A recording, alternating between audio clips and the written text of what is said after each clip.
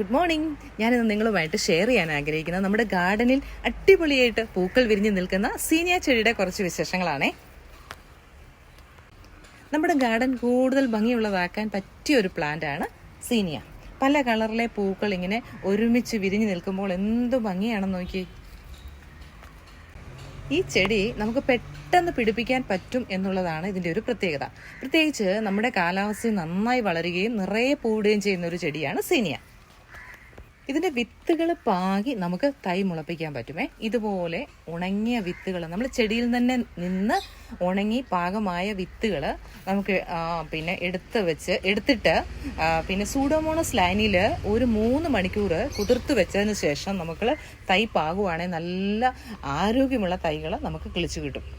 അതിനായിട്ട് നമ്മൾ മണ്ണൊരുക്കുമ്പോഴും നല്ല രീതിയിൽ ശ്രദ്ധിച്ചാൽ നല്ല തൈകൾ നമുക്ക് വളർന്നു കിട്ടും. അപ്പം തൊടിയിലെ മണ്ണും ചരല് ചേർന്ന മണ്ണ് അത് കുമ്മായം ഇട്ട് ട്രീറ്റ് ചെയ്ത് അതിനകത്ത് ഒരു പിടി ചാണകപ്പൊടിയും കൂടെ ഇട്ട് നമുക്ക് ചട്ടിയിലോ ഗ്രോ ബാഗിലോ നമുക്ക് വിത്ത് പാകി കൊടുക്കാം. അങ്ങനെ നമ്മൾ കുറച്ച് ചാണകം ഇടാവുള്ളൂ. ആ മിക്സ് നമ്മൾ വെള്ളമൊക്കെ നനച്ച് ഒരു 5 ദിവസം നമ്മൾ അത് വെച്ചിരുന്നിട്ട് വേണം നമ്മൾ അതിലേക്ക് വിത്ത് പാകി കൊടുക്കാൻ. ഡയറക്റ്റ് നമ്മൾ പെട്ടെന്ന് ചാണകം വിട്ട മണ്ണിലേക്ക് വിത്ത് പാകിയാൽ അത് നമുക്ക് ശരിയായ രീതിയിൽ മുളച്ച് കിട്ടണമെന്നില്ല. അപ്പം സാധാരണയായിട്ട് നമ്മൾ വളമുള്ള മണ്ണിലൊന്നും വിത്ത് പാകാറില്ല. നമ്മൾ ഇതിനെ ഇങ്ങനെ കുറച്ച് ചാണകപ്പൊടി ഇട്ട് നമ്മൾ കുറച്ച് ദിവസം ഒരു 5 ദിവസം വെച്ചിരുന്ന വെള്ളമൊക്കെ നനച്ച് അതുമായിട്ട് ആ മണ്ണുമായിട്ട് അതൊന്ന് പിടിച്ചു കഴിഞ്ഞാൽ ഒരു വളക്കൂറുള്ള മണ്ണായിട്ട് മാറും. അങ്ങനെ ആ മണ്ണിലേക്ക് നമ്മൾ പാകി കൊടുക്കുവാണെങ്കിൽ ഉണ്ടല്ലോ നല്ല തൈകളായിരിക്കും നമുക്ക് കിട്ടുന്നത്.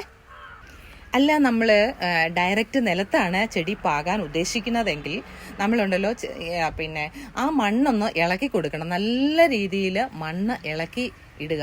അതിനുശേഷം അവിടെ ചെറിയ രീതിയിൽ കുമ്മായം വിതറി കൊടുത്തിട്ട് കുറച്ച് ചാണകപ്പൊടിയും കൂടെ നമ്മളൊന്ന് ഇട്ട് കൊടുത്ത് വെള്ളം നനച്ചു കൊടുത്ത് ആ മണ്ണിനെ ഒന്ന് ഒരുക്കിയെടുക്കണം. അതിനുശേഷം അതുപോലെ ഒരു 4-5 ദിവസം അങ്ങനെ ചെയ്തതിന് ശേഷം നമ്മൾ അവിടേക്ക് വിത്ത് പാകിയതിന് ശേഷം നമ്മൾ എന്ത് ചെയ്യണമെന്നറിയാം, അതിൻ്റെ മുകളിലേക്ക് ചകിരിച്ചോറ് വേണം നമ്മൾ ഇട്ടൊന്ന് കൊടുക്കാനേ. എന്നിട്ട് നമ്മളൊന്ന് ഒരു ഹ്യൂമിഡിറ്റി കിട്ടത്തക്ക പോലെ നമ്മൾ അതിനെ ഒന്ന് കവർ ചെയ്ത് വെക്കണം. ഒരു ഓലയിട്ടോ അല്ല എന്തെങ്കിലും ഒരു ഇതിട്ട് ഒരു പിന്നെ കവറിട്ടോ നമ്മളൊന്ന് മൂടി വെച്ച് നനച്ചിട്ട് വേണം നമ്മളങ്ങനെ മൂടി വെക്കാനേ. അങ്ങനെ ആകുമ്പോഴല്ലോ 4 ദിവസം കൊണ്ട് തൈകൾ നല്ല രീതിയിൽ മുളച്ച് കിട്ടും. അങ്ങനെ മുളച്ച് കിട്ടുന്ന തൈകളെ നമുക്ക് വേറെ സ്ഥലത്ത് നമ്മൾ എവിടെയാണോ വെക്കാൻ ഉദ്ദേശിക്കുന്നത് അവിടേക്ക് നമുക്ക് വെച്ചു കൊടുക്കാം. നമ്മളിപ്പോൾ ഒരു ഗ്രോ ബാഗിലാണെങ്കിൽ ഒരു 4 തൈകൾ നമുക്ക് പല കളറിലെ തൈകൾ നമുക്ക് ഒന്നിച്ച് ഒരു 4 കളർ വെക്കാൻ പറ്റും. അങ്ങനെ ഒരു 5-6 ഗ്രോ ബാഗിലോ ചട്ടിയിലോ നമ്മൾ അതുപോലെ വെച്ചാൽ ഉണ്ടല്ലോ നമ്മുടെ ഗാർഡൻ എന്ത് ഭംഗിയാണെന്നറിയാം. സൂപ്പറായിട്ടിരിക്കും. ഇതുപോലെ പൂക്കൾ നിറഞ്ഞു നിൽക്കും. ഇതിൻ്റെ ഓരോ പൂക്കൾ കണ്ടോ, ഇതിൻ്റെ ഡബിൾ പെറ്റൽസും ഉണ്ട്, അതുപോലെ സിംഗിൾ പെറ്റലും നമുക്ക് കാണാൻ പറ്റും. ഇത് കണ്ടോ, ഇത് മൾട്ടി പെറ്റലാണേ. കുറേ പെറ്റൽസ് ഇങ്ങനെ ചേർന്ന് നിൽക്കുന്ന പ്ലാന്റുകളാണേ. കണ്ടോ, ഈ ചെടി നല്ല വെയിലുള്ള ഭാഗത്ത് വെക്കാൻ പ്രത്യേകം ശ്രദ്ധിക്കണേ. ഇതിൻ്റെ കളറുകൾ കണ്ടോ, നല്ല വെയിൽ കിട്ടുമ്പം നല്ല കളറിന് നല്ല യഥാർത്ഥമായ ഇതിൻ്റെ ശരിക്കുമുള്ള കളറ് കിട്ടുമേ.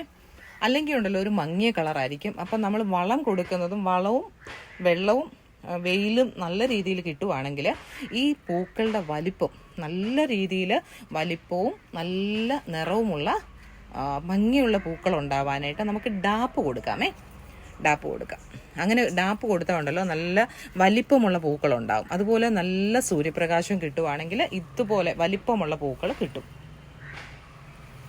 നമ്മൾ ഈ ചെടി വളർന്നു വരുന്ന ആ സമയത്ത് നമുക്ക് പിന്നെ ചാണകപ്പൊടിയാണെങ്കിലും നമുക്കുണ്ടല്ലോ വെള്ളത്തിൽ കലക്കി വെച്ചിട്ട് അതിനെ ഡൈലൂട്ട് ചെയ്ത് നമുക്ക് ഇതിൻ്റെ ചുവട്ടിലോട്ട് ഒഴിച്ചു കൊടുക്കാമേ.